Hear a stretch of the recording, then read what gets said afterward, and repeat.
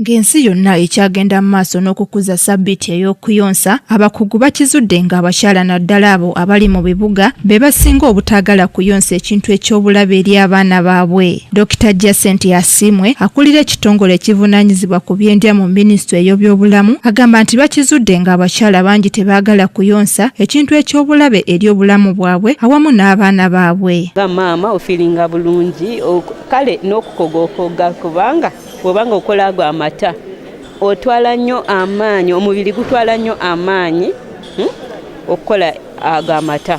N'ekirala batugamba nti omukyala bw'obanga oyonseza nnyo emikisa yo y'okufuna obwo obulwadde bwa kansa bw'amabeere bukendeera. Kubanga bw'obanga toyonseza amata gabeera mu mabeere ate tegavaayo. Bami gwe kuyamba abakyala okubayamba bonsa abaana bakule bulungi. Ate sikonsa abaana bokka kubanga omanyi okuva omukyala ng'afunye olubuto aba yeetaaga nankana okuyambibwa, aba yeetaaga okulya obulungi, aba yeetaaga bujanjabi.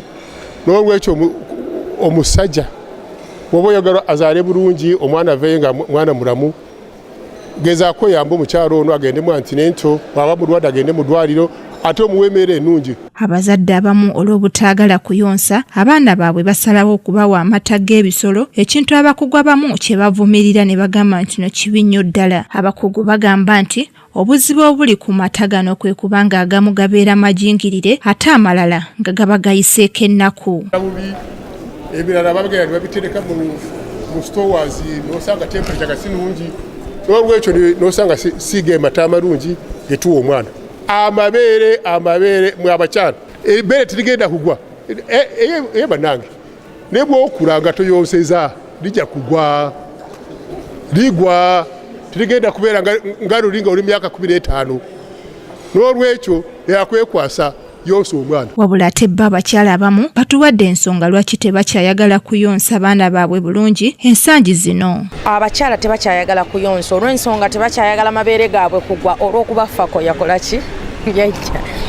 Kati ye bw'awulira ebya Fako aba alaba nti at least abeera ku origino naye nga asigala akola ki, asigala abeera ku origino ye okusinga ogenda mu Fako.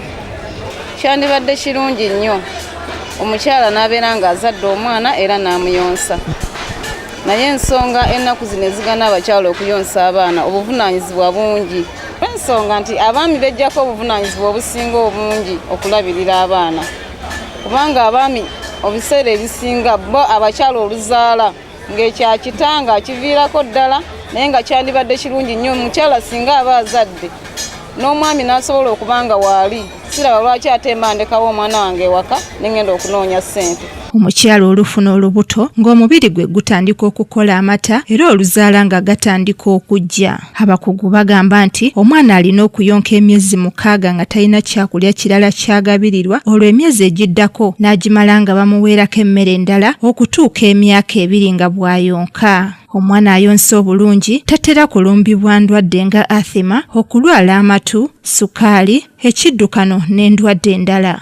Okuyonka kuyamba okuleetawo enkolagana ennungi wakati wa maama n'omwana we gw'ayonsa, ng'enkolagana eno kiba kizibu okugimenya. Okuyonka kuyamba nnakawere okuwona amangu olw'ebirungo ebiva mu kuyonka ebiwonya omubiri. Olw'okubanga omukyala alya emmere ennungi nnyingi, bw'ayonsa kiyamba omwana okufuna ku biriisa by'emmere eyo, ekintu ekimuyamba okuwagala emmere endala amangu. Okuyonsa kiyamba nnakawere okulwanyisa omugejjo kubanga buli luyonsa lumuyamba okusala amasavu. Abakugu be bamu bagamba nti okuyonsa kuyamba ku kukekkereza ensimbi ze wandibadde ogulamu amata ne zikola ebintu ebirala. Hairatina Kaweesa, Kingdom TV amalindirire.